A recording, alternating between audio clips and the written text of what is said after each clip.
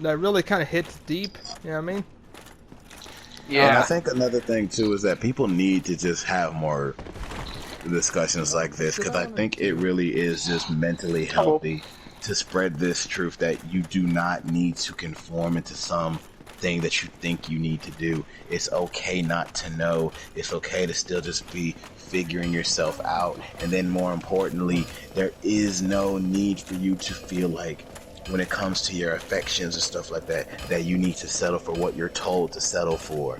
If there's something you're not happy with, then go and find a way to be happy. If you're striving, it's like I said this one time with those fucking on that Insta video I told you about. There's always two types of these guys. It's either the one who's not really an incel, as in someone who's not so mad that they hate women. It's just they're frustrated that they can't get laid. You know, it's like you're kind of at that stage where you just want to fuck, but you can't fuck. And it's like, okay, if you just want lust, just get some game and figure it out. It's fine. It's a numbers game, really. Like, there is no one-to-one for anything. It's a numbers game. If you just want sex, go to places where them kind of people are really be hanging about and just open up a bit more. That's it. And if you want something stronger, something bigger, that's when you have to first be kind of whole as yourself. You need to learn how to be stable as a soul person. Don't rely on anyone else for your mental health, because that's not fucking good. Because you're projecting so many ideas of this person that you believe them to be. And when anything doesn't fit in your fantasy, you're gonna fucking break. So, do you like know what the manic pixie dream girl trope is? Yep. That shit. Like, fucking, I feel like that shit kind of ruins a lot of people's perspectives. Like, it's supposed to be like somehow this woman is supposed to fix up a lot of your problems, dude. And it's like, I don't understand. Like, first off, you know what it is? It can't be the other way around, because then you would be sexist if it's the man that helps the woman's problems. But it's still fucked that it's like, why is it gotta be anyone in general? Like, why can't you both be fixing each other? Let me tell you this. It's not that. It's not even that. It's that the manic pixie dream girl is just a twisted variant of the classic prince and princess trope. Because the manic pixie dream girl is the princess who is there. She draws the protagonist, usually the guy, to them because of their beauty, their attributes, something about them that's different from everyone else. That is the quote-unquote princess, manic pixie dream girl. And the thing that makes her different from the classic archetype is she's a bit more aloof. She's almost super evasive, and it almost seems like every new hurdle that the guy does to get to her somehow improves him as a person. So it's like the journey to get to her was the proof that you deserve to get with her, and now that you've got with her, you succeeded. And it's the same thing of the prince saves the princess, only instead of you saving them, they're just kind of there waiting to see if you'll get to them. And it's the same thing, and it reinforces the same things of the girl just has to be alluring enough to draw someone in, and the guy has to just either be already good looking enough to get that, or be willing enough to go through every hurdle in the book to work to earn that person. Excuse me. Yeah. And that's just, so fucked. Yeah. You like, know? And again, this hurts females too, because I will not tell you how many fucking times. Like, I talked to this to like a good ass friend I had one time. She said, Fidel, one of the reasons why I don't mind fucking you is because you don't make a big deal out of it. And I asked, I said, what do you mean by that? She said, I know for a fact that if I do this, I can do whatever I want with you, and you're not going to go out of your way bragging about it like you somehow bagged me. And I said, well, I didn't. Like, we both came up with this idea and we just kind of chill and do that. She said, yeah, but do you know how hard it is to be a girl when you're already told that you're a slut for just showing attraction to somebody? And then the idea of fucking somebody, guys are expected to brag about that, and therefore girls are expected to be shamed by that. So there's a bit of that too, where both sides feel as if somebody has to win or lose in this situation, when that's not what the fuck it is. If we fucking, that just means we just trying to have a good time. Right. Do you feel, by the way, that like there's a certain sense of like weirdness about virginity, depending on how much older you are? Like, I don't know if you remember that episode of The Simpsons where like Skinner and Krabappel were like fucking, and like, well, to be fair, they were only making out rather than just straight up like full on fuck, you know. But like, you get what I mean, right? And so like, then Skinner's all like, well, me and Krabappel never fucked because I'm a virgin, you know. And like, so yeah, it's like. Wait, yeah, I think he pretty much stayed a virgin the whole time, but you get what I mean, right? And everyone's just in shock. Wait, but hold on. When you remember that he is Herman Tamzarian, a known motorcycle bad boy, that means that he must have been talking out of his ass. That fucking shit, like that fucking shit is still like the worst, man. The Armin Tamzarian. Yeah. Oh, you kind of hit on something like that because, or like the movie, The 40-Year-Old Virgin. Like, why is it gotta be so surprising that the guy is a virgin? This goes back to the other thing I was telling you about. Again, to be seen as a man. You know how like think of any sitcom or any fictional thing ever, when the dad kind of talks to the son. There's always a few tropes that the dad almost feels like the son has to go through as a rite of passage into manhood. Your first beer, maybe your first real violent fight, and then your first time with a woman. It's almost like it's expected for you to grow as a person. And while I will say, part of the one thing I did like about the 40-year-old version was that while I like it, by the way. I love the movie. The sex alone was not really what he needed. What he needed was to learn to open up and change, because for so long he became stuck in this one perfect rhythm he was in, but he was not opening up as a person. And so his relationship with the girl ended up breaking through a lot of his barriers. That's why I like her like saying you keep hanging on to these toys and all this other stuff. It's not that she's saying you can't do this stuff. It's just that everything about you is so bottled up because you feel like you can't open up to anyone. Like you feel like your life has to stay. It's like how you only learn to trust yourself, you know? For years and years and years, you've only trusted yourself when you feel like there's no one else that'll really have my back if I show them everything I am. So it's just me against the world. I'll just kind of keep to myself, maybe have a small circle of friends and just keep it at that. And it's almost like you can't imagine the idea of someone coming into your life and actually engaging with you, and then you potentially changing into something else. Like, while you're with them, they're also slowly changing you, and you're slowly changing them. It's that fear, because for so long you've never done that. So that kind of ties into intimacy, because if you've never trusted somebody to even try to have sex with someone, you've never tried it, you've never trusted anyone enough to see your body, you never trusted enough to even engage like that, that is a sign of trust issues there. Not to say like you have to, but it's a sign of trust. And I feel like another thing too that gets downplayed is because young boys are told, well, everyone's told that young boys only want sex, that's all they out here trying to do. Yeah. People really devalue that. A lot of the issues when it comes to mental trust barriers for females when they go through these stuff, it happens to guys too. Like, I remember I was scared shitless showing my body for a good chunk of my life because I was like, I am unappealing. Like, I was like, no, this is a joke or whatever. But then it took a lot of willpower and a lot of just common sense to say, if enough of this is going down, I can't be that bad. Which then eventually, I just kind of got over that. But it did used to like stifle me a bit, where I would kind of like stiff arm a little bit out of the way. I think one of my most embarrassing memories when I was a kid, I still remember this. I was at some party. It was a grown-up party. I don't even remember whose house it was, but I remember there was a bunch of kids of the families everywhere. By the way, off topic, there's something funny about the term grown-up party when, like, I know what you mean, but it's just kind of funny, like, just grown-up party. Yeah. It's just that there wasn't really anything set for the kids. It was just everyone was dressed up. Parents were dancing all over the place, and so, like, it was this big ballroom. And I just remember I was coming back from the table after I was trying to get myself another piece of cake, and I just remembered like these two girls out of nowhere kind of like ran up giggling. There was also a cup in between them. They were asking me to dance, and small ass child, already frightened of interaction at all. So I was already like, I don't know. And so they kind of like pulled me to the dance floor. Both of them are holding my hand, and they're kind of dancing with me and stuff like this. I don't know what the fuck I'm doing. I don't even do anything embarrassing because I haven't done anything yet. But just me standing there near them has me nearly shitless, right? Yeah. And so just them trying to engage with me had me feel so fucking terrified. I just ran the fuck out of there.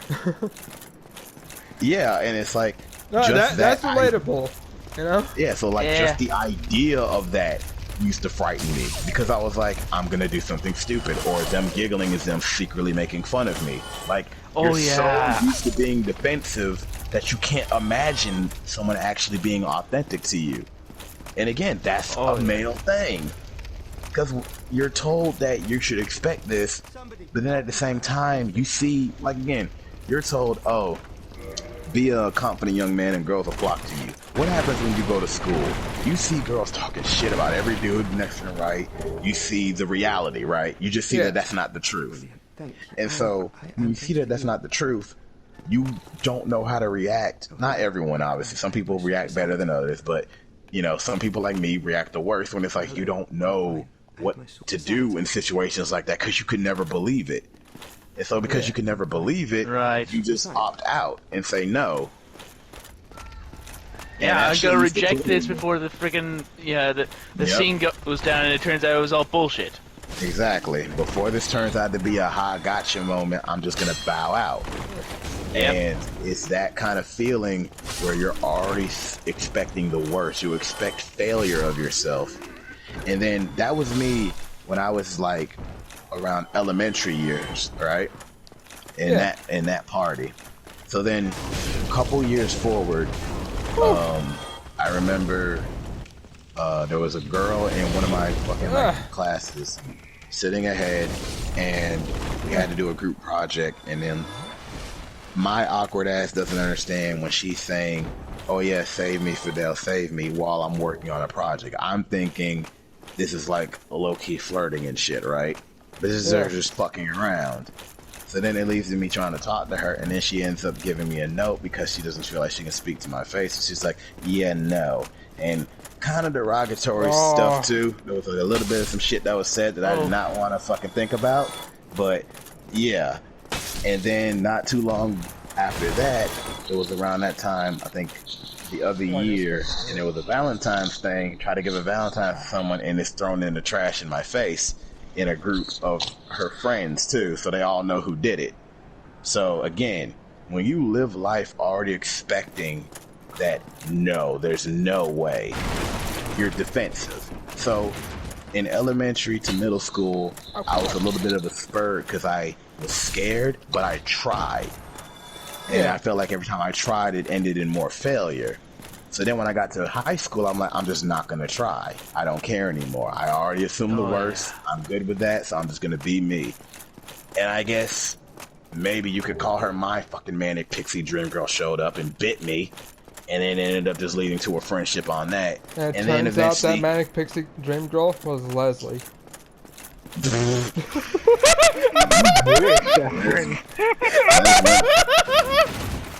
Well, no, I know it can't be, because then it would be like, well, why are you so shy now after all the shit we've done?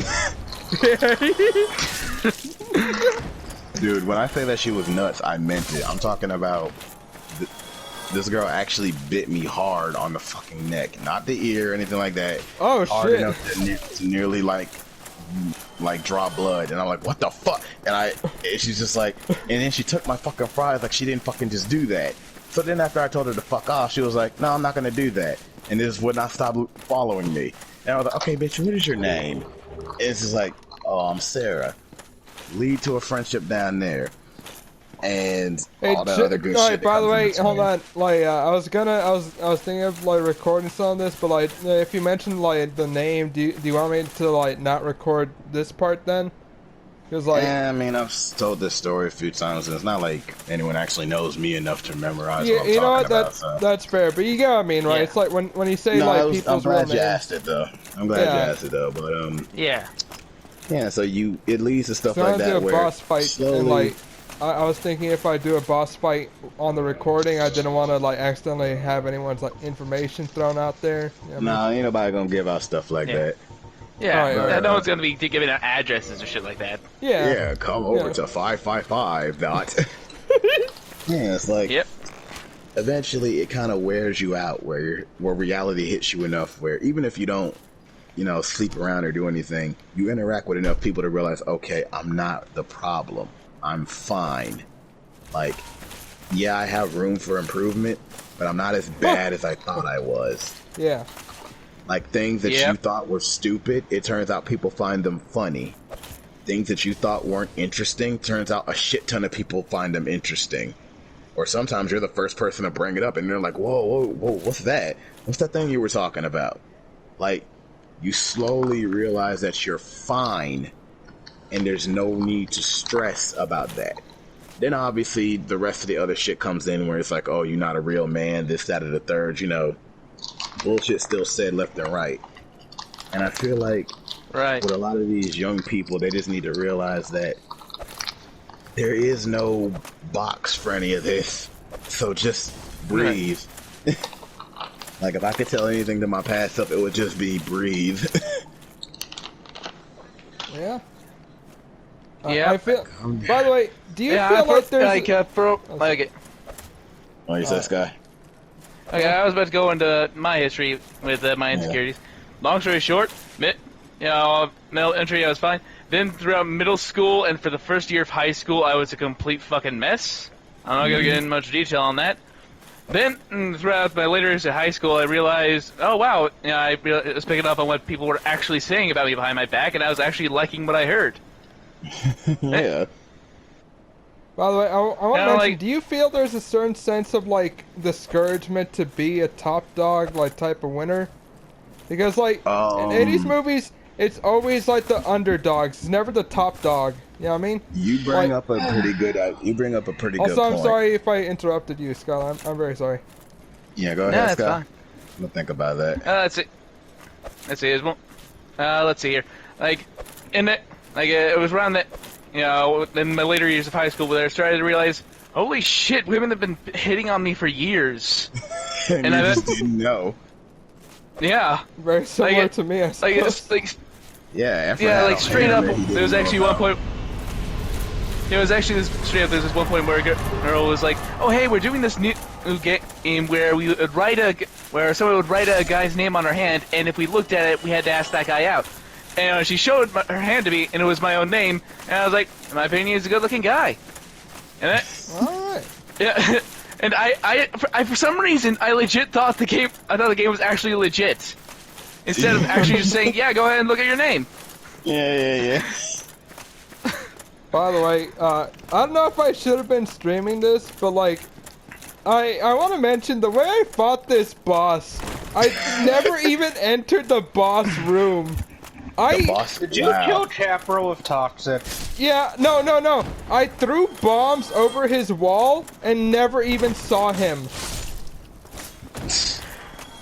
You're that terrified of Capra? He's not even it's not that I'm terrified. It's just this is the most efficient way to do it without taking damage. So fuck you if you say like I did a no damage run on that, because I did it. Let me think. I think about what you said, Efren, about are you discouraged from being like a top dog? I think it's a bit of a yes and a no. On you one know what hand, I mean, right? No. Yeah, let me see if I can elaborate like this. So, on one hand, you're told that you're supposed to be the top dog. Like, that's what you should aspire to be because you're shown all the benefits of being the top dog. And the top dog means that you're seen as the pinnacle of manliness. Everyone wants to be your friend. Everyone wants to hang out with you. All the girls be talking about you, about how they want to get with you and all the other shit.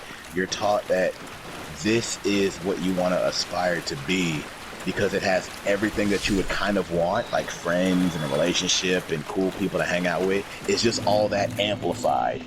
Where it's like, oh yeah, it's all of that times 10. And on the same end, you're kind of encouraged to think that those people or anyone who you perceive as the top dog, because that's another thing, there is no real such thing as a top dog or anything like that.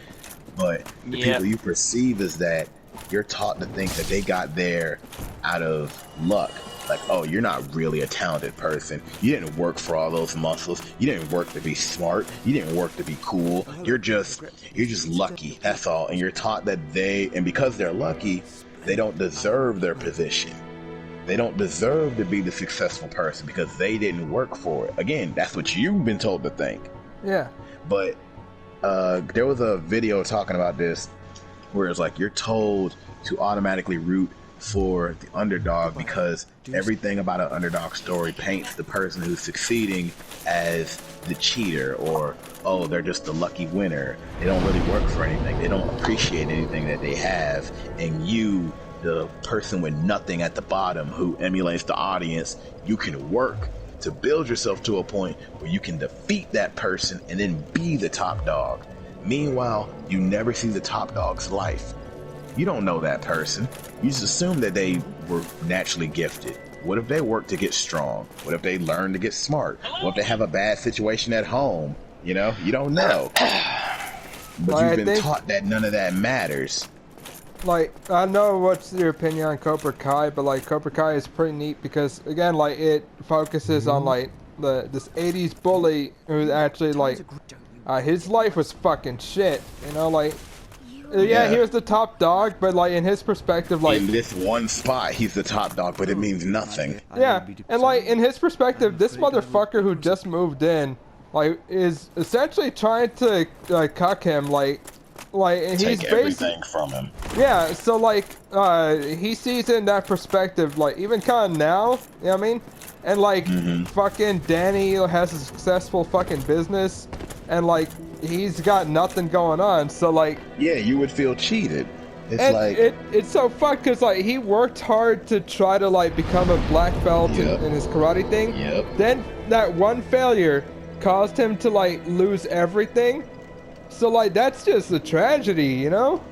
But again, we see it from the perspective that Danny is the hero, that we should root for this, you know? And that's why, yeah, I would say that I would say Western entertainment does gear people towards automatically rooting for underdogs. Like, let's give a good example of just the difference between an Eastern and Western thing. Death Note originally, who is Light? He is the top dog. He is the smartest fucker in his class. He is so popular. He's charismatic. There's nothing that Light needs to do to change. He's already the best. What is Light Turner? He's a fucking geek. He's a failure. And he's a fucking simp who nearly gives away his secret weapon just so he can talk to this one cheerleader girl for 2 seconds. But because this is a Western audience, they think that's relatable. So instead of inspiring you to try to strive for perfection, you're told it's okay that you're a loser, because if you really scrap hard enough, eventually someone's gonna want you. I guess, like, to be fair, they say that he's like at least because I was kind of doing some of that shit. He's smart, but everything else he fails at. Yeah. Like, he's not athletically. To be fair, it's not like Light was very athletic, but the point was that like he was very much like he was.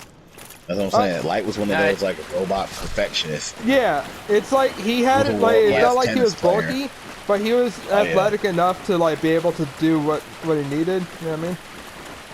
But yeah, like it's just kind of weird, like because again, there are so many movies where you're supposed to root for like the underdog, and then I'm also thinking with in Western what stuff. About the other person? And I'm kind of thinking too, like I guess you know you also think about like. Naruto, you can't even really call him the underdog because he's not. No, he's Ninja Jesus. He was literally chosen to be like powerful. And even before that, let's keep it real. No matter how much they were like, "Oh, he's an underdog," what happened every time Naruto was getting his ass kicked and nearly died? The Fox. So even before the Chosen thing, even before that, he was literally bailed out because his genetically superior father and his genetically superior mother had him and instilled a fucking chakra bomb inside of him. He was born with high stats from the beginning. So no matter how stupid he was still able to scrap his way through and survive. That's not to say he didn't do anything. That's sort of weird. He clearly had a boost. That's why, like, again, when we were talking about Gary Stews, Goku was a Gary Stew.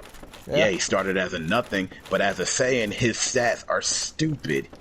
He just gets stronger every other day. Or I want to mention with that too, like, cause he's based on fucking Journey to the West, like that. The Monkey King was a fucking literal deity, you know? Yes. Like, he was not an underdog. Like, the only reason he was trapped under a rock is because he's fought several gods. Like, he kicked their asses before finally they, like, took him down, you know? Mm-hmm. Yeah, basically it took the Buddha with all the power of the universe to bring him down. Yeah. So, yeah, such an underdog, but it's this thing that you're kind of taught, and also let's keep it another thing.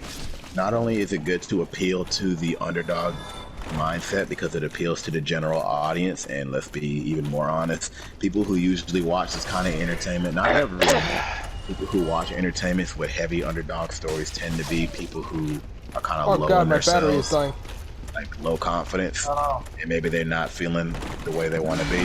Then on top of that, it's just easy as a story because what's a more compelling story, or at least what's more for me to work with? A story about a basketball team that always lost to eventually becoming champions, or a movie about the champion basketball team winning another championship game. It's, you know what I'm saying? Like, one is less compelling already because people don't want to cheer for the winner. They want to cheer for someone who's a loser. They want to cheer for someone who's already at the bottom. It's like when you see people, like, I think someone made a joke, I don't know necessarily the thing, but like, who cheers for the champion, like, in this fucking, like, in a fight, who, like, the reigning champion rather than the contender, you know what I mean? Mm-hmm. And like, only if that champion is more popular. They became the champion for a reason. The so howl like, of the overdog. So yeah, like it's just one of those where, like, again with Western stuff, like, it's like, oh, you need to grow and develop as a character, but like no one wants to really see them be like. I guess it's like with Spider-Man too. It's like, yep, Green Goblin said it. They want you to be a hero, so but guess what? There's one thing they like more. They love to see a hero fail. People do not like seeing, not to say that we hate it, but people can't feel compelled by a story or just life showing them people who are stable in themselves, because people usually aren't stable in themselves. Everyone, well, not even people, everyone's kind of got that problem. Life is a constant struggle. You're never going to be perfect. You're going to always strive for perfection every other day. So you're never perfectly aligned ever. But people are always having their own individual struggles every fucking day. So when they see stories that have to do with people who rise from the bottom and then strive to be something greater, it's compelling because everyone can aspire to that, because everyone has a potential underdog story. But the problem is, when they look at the person who's at the top, they assume they didn't have an underdog story. You don't think that person had to come from something? And yes, some people are just a little bit above. Some people come from rich families. Some people just have natural ability that excels beyond stupid belief. Some people are just, you know, kind of better in general. But that doesn't mean that there's no sense of a struggle ever. So it's almost like the idea is no, but this character compels more to me because they're more like me. Yeah. Well, I think it's also because, like, the people on top have a winning streak, and like the idea that, like, you know, these people haven't been defeated in a while. You know what I mean? Like, they haven't been humbled. People want to see lose. People want to see losses. Yep. And sometimes if they think that you got a big head for yourself, they want you to fail. Hell, Aiden Paladin made a fucking video talking about the weird Schadenfreude. Are you watching Paladin too? Oh yeah, I've been watching for a while. She's funny as shit. What is that about? She's a YouTuber. Aiden Paladin is like a she's a YouTuber and a sociologist that does like really in-depth research in this stuff. Like it, and she's a meme lord.